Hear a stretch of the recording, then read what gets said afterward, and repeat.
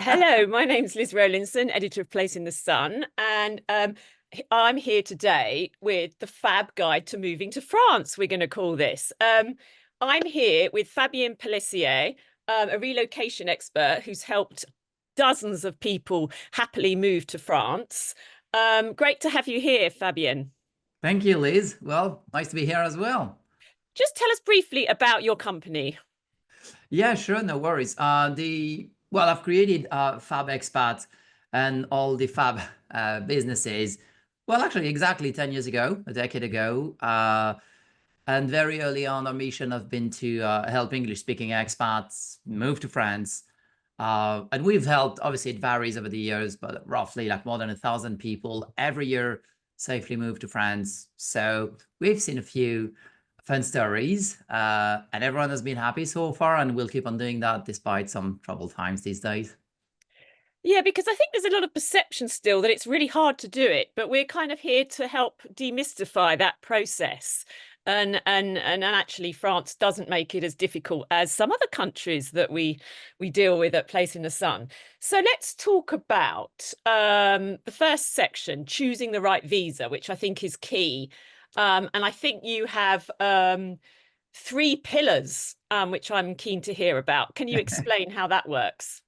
Yeah, right. I love this saying because yeah, it calls to the guys who work in the construction industry, but because the foundation of a successful visa application very often follows those three pillars, which like to demystify them is proof of income, proof of address, proof of medical coverage. And basically, if you meet those pillars, or we can call them tests for those who prefer that, it's almost a guarantee that you'll get the visa in France. Because like you were saying, there's a lot of fear mongering out there, but France is actually one of the, I wouldn't say the simplest because it is an admin country, but technically speaking, they're not trying to make it harder. They're not trying to avoid you from coming to France. And they're very flexible with visas. Again, well, to be taken with a pinch of salt because flexible, we're talking about immigration, but amongst the EU countries, it's one of the most favorable ones. So the three pillars, proof of address, actually is one you talk indirectly very often in a Place in the Sun because it's all about having a permanent address in France. And that permanent address should be, there's a slight difference depending on where you're coming from.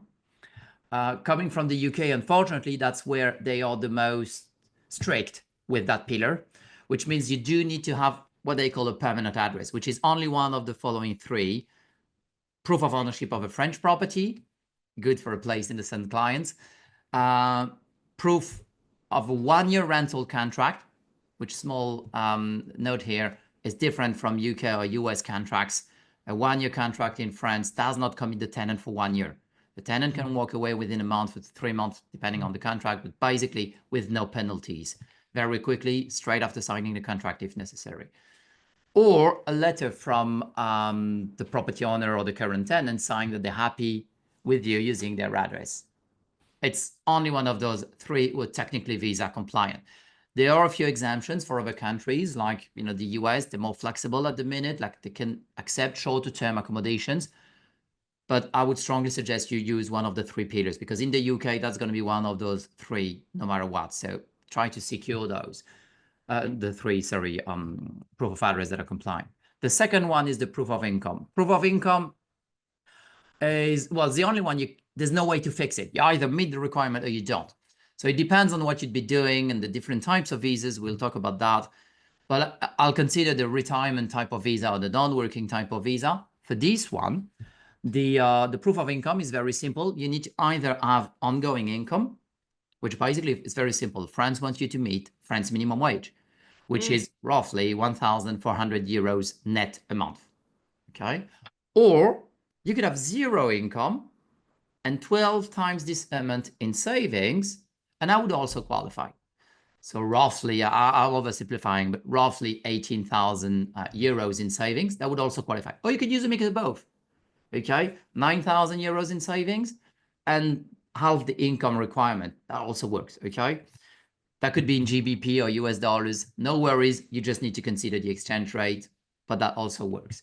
And finally, the third pillar, The proof of medical insurance, this one is the easiest to secure because it's all about buying a visa compliant. They have a strict framework. They want you to have repatriation, 30,000 euros coverage, no medical exclusions, no excess deductible. You know, there's quite a framework they want you to meet, but it's just about buying a policy. Obviously, I'd say come to us. You know, we have a branch, Fab French Insurance. We can help with that. But it's very important because in the UK, they respect this framework by the book. And then depending on where you're from, you know, there might be more expensive or cheaper policies, but always try, because this is the leading cause for, I wouldn't say rejections, but for the visa to not be accepted head on, because often is, you know, they're using a policy, private medical insurance, for example, from the US employer, which has a deductible and doesn't work. So there is a very good thing from the UK though.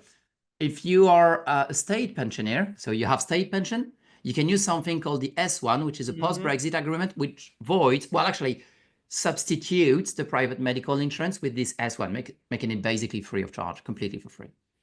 Yeah. Great. Well, moving on to the types of visa, there's a good thing about the French system is that there are quite a few options, and also a special product for like a second homeowners almost that's different to other countries. So can you explain the difference between a visitor visa, long stay visa, talent visa? Yeah, well, it's a very good question. There's a lot of confusion around this. So like there is the umbrella term, the one you've mentioned, the VLSTS, or the long stay visa. So long stay visa, VLSTS, they're pretty much the same. Again, I'm oversimplifying stuff, but just to make it easy to understand. VLSTS is the only one, you know, that's a 12-month visa. So 12-month visa, VLSTS, long stay visa. So the VLSTS is a long stay visa. VLS stands for visa long stay. Okay. Then within this umbrella category, we could say there are different subcategories of visas. Then you need to say, this is what they call the reason for the stay. You need to choose one. Could be either what they call visitor, because we like to make things confusing. This is a permanent visa, but it's basically the non-working type. Could be used for, retirees, non-workers, people on sabbaticals, second homeowners if you want, because you don't necessarily have to be a resident as well with those visas, because then the VLS visa can come in resident and non-resident type as well. So yeah, this is usually the jack of all trade, because it sometimes could even be used for some remote workers as well, you know, not working in France. There's some tax implications, but again, I'm simplifying stuff. Then business types of visas, there are some, basically there's two. One called the Profession Libérale visa, which is basically the consultant type, and another called the entrepreneur visa, which is pretty much whatever is not a consultant, you probably will go for that. Knowing that, again, to make it confusing, we use the same term, entrepreneur visa, for two different visas. One being a passeport talent, which could lead into a multi-use permit and start very quickly, but you need to invest 30,000 euros. The other one doesn't need the investment, and it's just a regular business. If you do a business type of visa, you substitute the income, or you can substitute. You can have the income or saving requirements, and then it kind of make it much easier for you to get the visa, but can basically also substitute the income requirement, you know, one of those pillars, with a business plan instead. Okay, so it's why it's a bit harder to get, because it becomes a bit subjective then, because it needs to be credible for the authorities. But yeah, and I think I've covered the main, you know, types of visas here. One key factor, you just want to make sure you apply for, if you want to live in France and potentially extend that visa forever. Well, by the way, another confusing term, they call it renewing the visa, but you're not renewing the visa. I prefer to say you're converting it into a residence permit. And if you want to do that, you need to have what they call a 12+ month visa, which is the only one that's renewable. So basically, if you're a retiree, the full name of your visa, for example, would be a 12+ month VLSTS visitor visa. That's quite okay. Gosh, it is. Yeah, I mean, there is a lot of choice, but it is a bit bamboozling for people. I can see that, and I believe there is a French government website that kind of takes you through these stages. But that even I've heard people say that's confusing. Yeah, because of the wording. Actually, you know, for example, something very important to bear in mind is that most visas, like more than 90%, I don't have the exact number, but I'm sure it's more than 90% of visas that are processed, whatever, in the UK, the US, they're short-term visas. Mm, Let's say, for example, the example of a, I don't know, Chinese student in the UK that needs to come to France, or a Pakistani student, or even a resident. They need a visa even for short-term stays, mm, and that goes through the same process. So the vast majority of visas are not people applying for a visa to move to France permanently, and that's why the wording, but that's the same form. So that's why the wording they use is more in line with those guys rather than those permanently relocating. That's why, for example, they ask for the address hotel for the proof of address, but an hotel is not visa compliant if you apply for a permanent one. So it's just a bit confusing. But again, that's why there's a lot of conflicting information. There's a lot of fear mongering out there. But I mean, it's not easy to understand what they require, what they want you to say or provide them with. But at the end of the day, again, it's all about those three pillars. If you meet the pillars, you will be able to get a visa eventually. mm. Okay, and that's why experts like you are around to help advise. It's just if you Um, want to avoid losing a few hairs, yeah. are there any common mistakes people make when applying for visas? Yeah, definitely. Well, I've mentioned, for example, one that I see quite often is people not applying for the 12 plus month, which is the Yeah. only renewable one. They don't realize because the other option is 6 to 12 month, which seems fairly the same. If you opt in for the 6 to 12 month, you'll get the visa. You may get a 1 year visa, but it's non-renewable, which means you have Mm. to go back to your home country to reapply for a visa.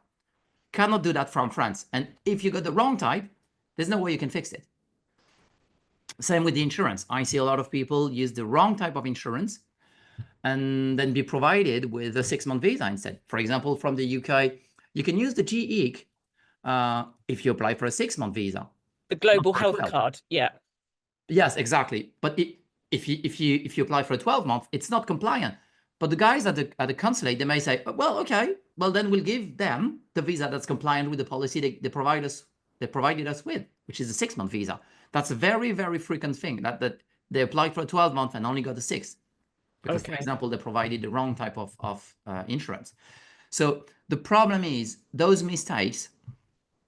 Again, it's just about checking the wrong box and stuff. And so again, we're just talking about how you structured your application. You might meet all the criterias, but then you may end up in a bit of a conundrum and a catastrophic situation. An example we had like just last week, the guy met all the pillars, but during the interview, it was a non-working retiree visa. You can run a JIT, for example, like a rental activity on such, if you don't exceed 23,000 euros income with that rental activity. But during the interview, the guy said that, he has the income and stuff, was quite excited. And at some point said, well, and I can always top up my income with that JIT business I'll be running. They had the word business. Uh, And although it could have been visa compliant with the visa I was applying for, it didn't give the context. All they heard was business. And then they rejected the application because they're like, oh, you're applying for the wrong type. oh, So it's important to get your ducks aligned in a row. And yeah, that's a common mistake we see often. great. We could talk about visas for ages, but we've got to move on until well, key is also finding the right place to live. Fabien, you have touched on this, but I mean, what is the best way for people to find a place to rent in France? Because many people might do that first before they actually buy. Yeah, so well, it depends where you go, obviously. There are quite a few websites that are popular in France. So the most popular one, private one, is called seloger.com. Yeah, We have our own, depends where you're from, Craigslist or Gumtree website, which is called Le Bon Coin, yeah. FR. To be taken with a pinch of salt, this one, because you need to know kind of what you're doing, though, because, well, again, it's like Gumtree and those, there's no moderator, if you like, although it's doing a bit better. And obviously then local real estate agents also could be very useful. But yeah, I'd usually start with those platforms. There's a new one I'm seeing quite often, a new website. It's called Bien Ici, very, even in French, it's a weird name. It's like good here, basically, but in French. But that's very, very neat, visually speaking. So yeah, that's a good place to start, because then you can have an idea of the kind of price tag for rent and stuff like this. Okay. And obviously, as you've alluded to already, renting does work differently. Rental contracts in France to the UK, and both are slightly changing all the time anyway. But how can British people increase their chances of getting a rental? Well, exactly. Like we were saying, the problem is that in France, as it is, it's either a short-term contract, or if it's a long-term contract, it has to be a 1 year or 3 years, but that's basically 3 times 1 year contract, which commits the landlord for that period of time, not the tenant. So Mm, obviously, then the landlord are a bit more cold feet, because they will be the one committed for that period of time, the length of time. Um, well, it does help, obviously, if your financial situation looks stable enough. And usually what French landlords wants to see is that you make 3 times the rent you're trying to secure. Let's say you're applying for 1,000 euros a month rental contract. If you're making 3,000 or more, they'll right. really like it. Okay, that's going to be great.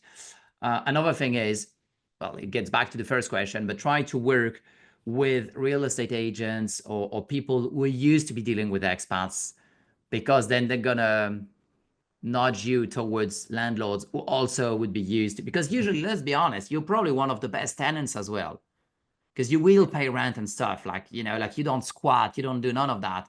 But again, the French landlord won't usually, but obviously is used to French tenants, not foreign tenants. So working with landlords who might have worked with expats before is usually better, but you need then to get in touch. That's why using a professional is often advised. Yeah.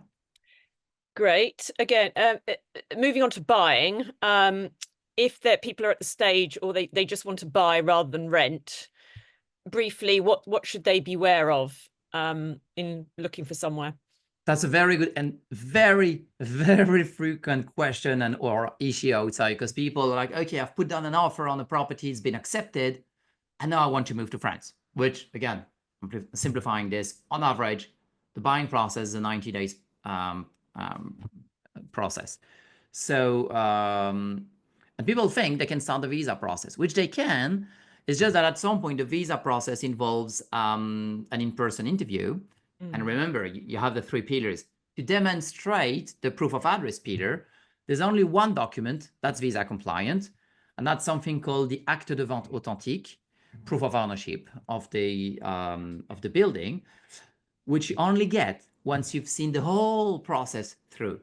If you have the offer signed off, or the initial contract you've signed with the seller, that's not visa compliant, and that's going to end up with a rejection. So it's either you have to wait until you book that appointment, so until you have this proof of ownership document, or sometimes it's also a trick we like to pull, which is legal, but try to negotiate with the seller that they write you a rental agreement before, because in a way it shows ultimate commitment Mm. to obviously to the seller. And if the seller are moving away from the place anyway, they might be willing to rent it, and sometimes maybe even like for a very, very small fee, just so that you can secure or fast track your visa application. So that's something to be aware of, because people very often confuse putting on the offer, even if you've signed contracts and it's been accepted, but it's not yet visa compliant. You cannot yet use that, because up until you get that proof of ownership document, it can be cancelled, and therefore that's why it's not final yet. Right. Okay. And finding the right people to help you navigate the process again, isn't it?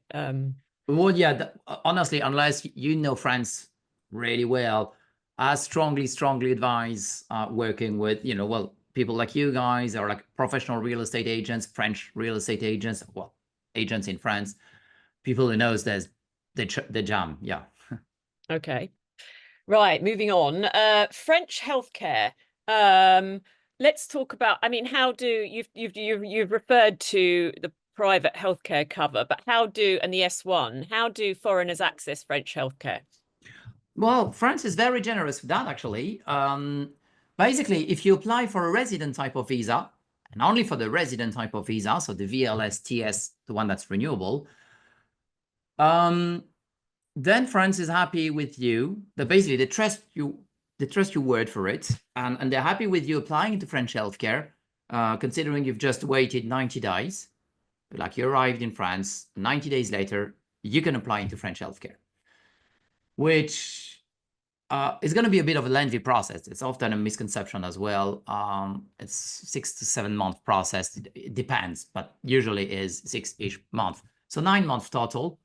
But within the first year, you will be part of French healthcare. And for those who have an S1, they'll actually be covered from day one, although they need to manually activate the S1 once in France. But they'll be covered from day one. So if you're an S1 holder or a business owner, you will be able to enter French healthcare without a waiting period. If you are like a retiree, non-worker, then you'll need to wait 90 days until you can apply into French healthcare, but you will be accepted for free. Okay. Well, then it depends, So again, we won't dig into too much details, but usually for free. And by the end of year one, you'll be part of French healthcare. By the way, the pro tip here, well, it's a massive perk. Again, it's for free, but you really want to be part of French healthcare anyway, because first, you're going to be able to avoid medical insurance, which is a massive saving from year two.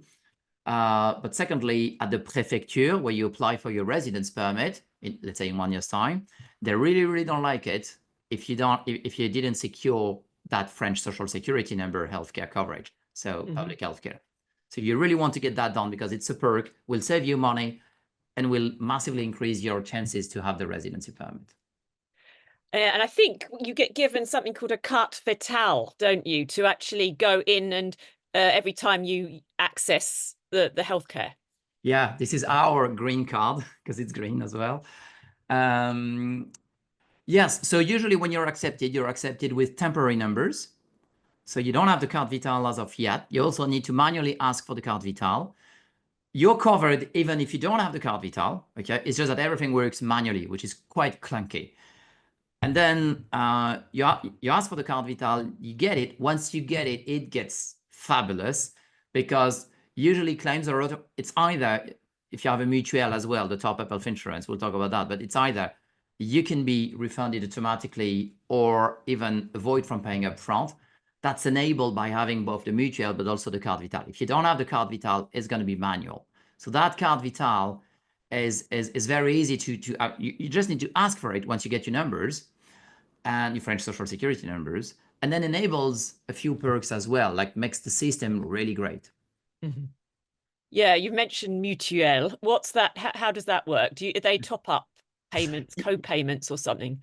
Yeah, so it's actually, well, technically it's private medical insurance, but has nothing like that. It's very French specific. Basically, French healthcare actually dictates if something should be refunded or not.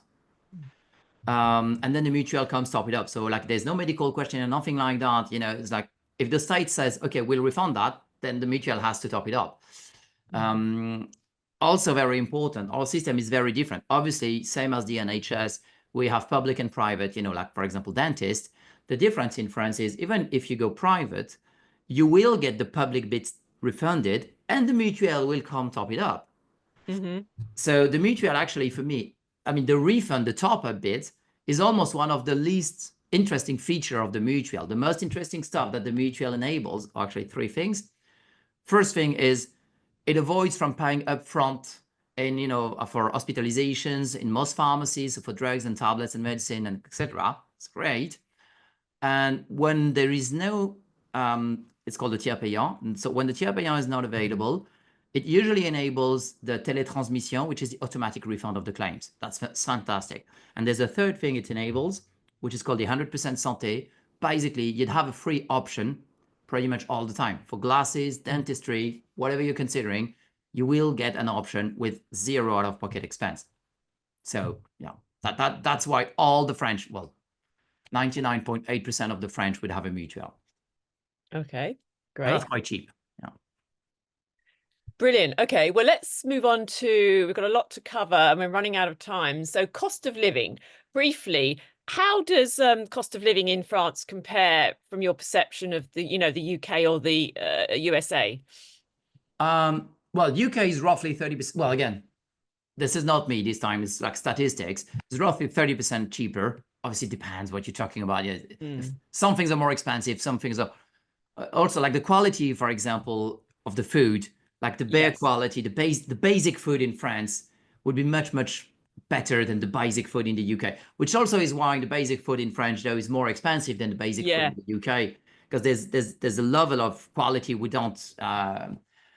won't fall under. And so, yeah, in the US, it could be massive. It could be 50%, sometimes even more. If we talk about real estate, sometimes it could be like even 70% cheaper, depending if you compare New York to rural places in France. So uh, on average, it's significantly cheaper. Yeah. Mm. Okay. What about tax treaties that might help expats? Actually, yes. As far as I'm aware, all English-speaking countries have a tax treaty with France, which prevents double taxation, which Oh is yeah. amazing. Because basically, people very often confuse this. It doesn't mean you don't pay in France. You have to file your taxes in France, but that means you have to figure out. You can hire a tax lawyer. We can help you with that as well. Um, it means you have to figure out where is something supposed to be taxed. But if it's taxed in one country, it means it won't be taxed in the other.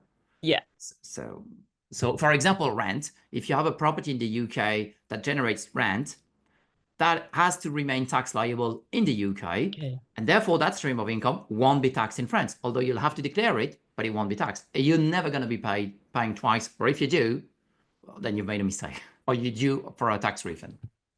Great. Briefly, what about rental income if I'm renting out a property in France? And what about pension income as well? How's that taxed? Yeah, so rental income abroad is usually taxable abroad, not in France. And rental income in France will follow rental taxes in France. So, well, then we've covered this. It depends. Like if you're a non-worker, there's a threshold. You can even consider it's a non-professional activity. Pension income, it depends where you're coming from. Usually, pension from, having served the force and stuff like this might remain tax liable in the UK, but usually pension from the UK is going to be tax liable in France. That's one of the main difference depending on the tax treaties on each country. Pension income in the US remain tax liable in the US, which often is Mm. tax-free because they've prepaid the taxes when they actually paid into their pension in the US. Yeah, I mean, France is not known as a low tax country, but actually, doing lots of seminars with tax experts, it actually is relatively, it's not particularly punishing in by tax Oh, terms no. either.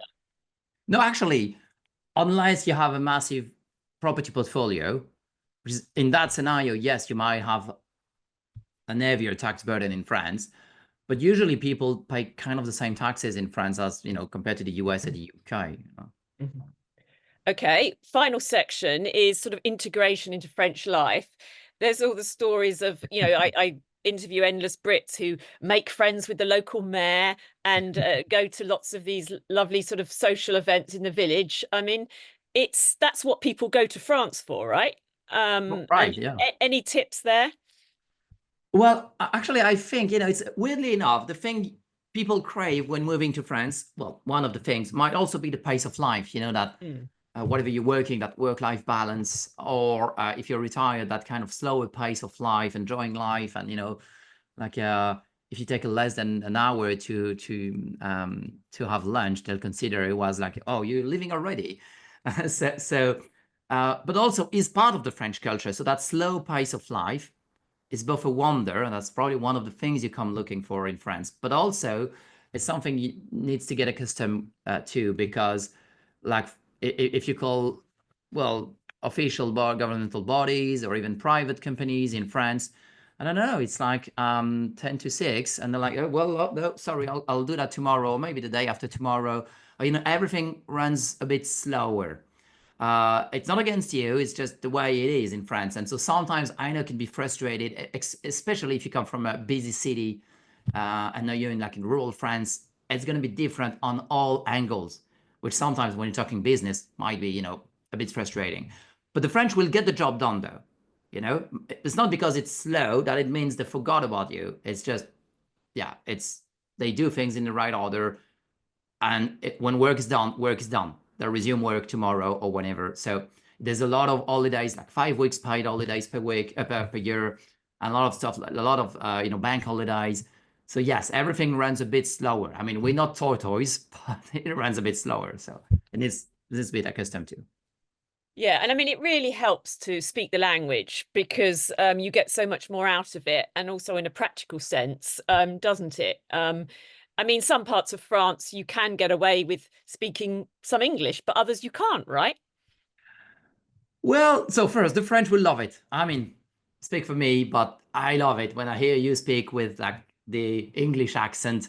It's the French will love it. But I've had clients who've been in France for 30 years, and pretty much don't speak a single word of French. So it is doable to not speak French. It's not mandatory, legally speaking, to speak French. Obviously, I would advocate try to do that because it would make the whole experience so much better. There's so much more things you'll be able to do, and fun stories. Because like just one fun tip, like you don't want to be excited in France because it means you're aroused if you translate that technically. Oh. So that's a word you don't want to translate, but that's gonna be fun, you know. So yes, it's possible to not speak English, to not speak French. Although obviously, I would strongly suggest try to do order a coffee, a café s'il vous plaît, things like that. They'll love you for just trying. Don't you also get free lessons? I interviewed a couple who moved to Brittany or somewhere, and they were given, when they became French resident, they were given lots of language classes, or they were told they had to do them. Depends on the kind of so for visas there's never a language test and requirement, by the way. Depends on the residency permit you're applying for. There's one in particular I have in mind when you're the spouse of a French citizen, uh, where it does come with a language test. So yes, that they do also assist you. Well, basically, when there is a language test, they do also provide language assistance. Hmm. But there is like my go-to resource for that usually, as like we're talking about public, but if you go private, have a look at the Alliance Française, which is really amazing. They do a really great job, immersion classes, it's like, and I'm not making a penny out of this, but I know them. I like the way they work. Okay, great. Well, some final thoughts, Fabien. Um, you've given quite a few little tips there, but what would be the one kind of big tip that you would give to people thinking of moving to France? Yeah, well, don't fight the system. I know sometimes it's frustrating. I mean, it looks, but the French, when they ask for something that's called, I don't know, birth certificate, you need to provide them with the document that's titled birth certificate. And, for example, you're coming from a system where things are different, a called different, or maybe, that wouldn't be the same process in the UK or elsewhere. Yes, we know, but French, especially French public workers, they're very stubborn. If they expect that particular document, it needs to be that particular document. So you can lose a lot of time and energy and stress. Don't fight the system. But vice versa. If you do play along and do provide them with what they want, it's probably going to be actually less troublesome that people might think initially. Although again, even the native, I don't like French bureaucracy, so you probably won't like it either. But it's going to be way easier if you don't fight the system. Well, if you're moving to a country, you have to go with the rough with the smooth, right?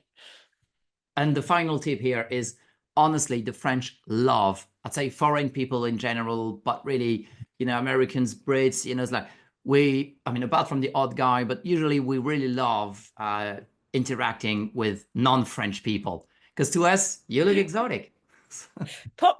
Maybe against their reputation that the French aren't always very friendly. But yes, I understand what you're saying. Yeah, this is probably the Parisian, and for another reason, but that's another debate.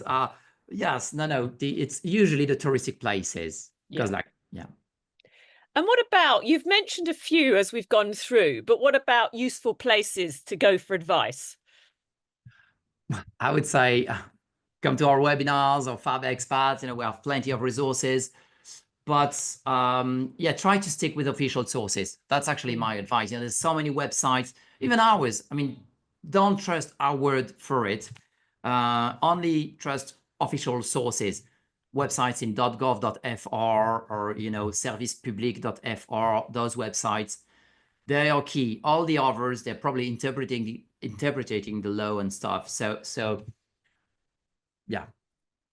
Yeah, I mean, local Facebook groups and forums and that, they can be very useful for finding, for integrating when expats arrive in places. But some of the information, when you get to sort of legals and rules, is not necessarily that's good. And those rules, I mean, don't forget, there's a lot of things, probably things I've just told today, who might be inaccurate in 2-3 months' time, 6 months' time. Definitely, well, not definitely, but I would expect that they're going to be outdated in 5 years' time. Well, it changes quite quickly, and especially nowadays, the world is spinning quite fast, it seems. So those guys in Facebook groups and stuff, maybe they really genuinely want to help, but what they've experienced might be completely different. And also, don't forget that there is a part of a discretionary process in this. So maybe they got lucky, and it's not because they managed to do it, or even like a bunch of people managed to do it. Their situation might not be exactly the same as you. There's maybe just one tiny thing that makes your situation completely different, which obviously, if you're not a professional, for you, it doesn't look as an important thing, but it might be. So yes, seeking professional guidance kind of relieves you of that stress and guarantees as much as possible, as much as Frenchly possible, that, you know, the visa will be accepted and the whole process will run smoothly. But I think those groups and stuff, they're very good to kickstart things, but then, you know, eventually you need to make sure you're dealing with officials or accredited professionals. Great. Well, thank you very much, Fabien. That was, I learned Thank a you, lot Liz. there. Fabulous indeed. So thank you for sharing your insights. Yes, the people can find your websites on the with this webinar, and look forward to seeing you maybe at one of our exhibitions soon. Thank you so much. Thank Well, you. see you Bye soon, bye. guys. Bye, Liz.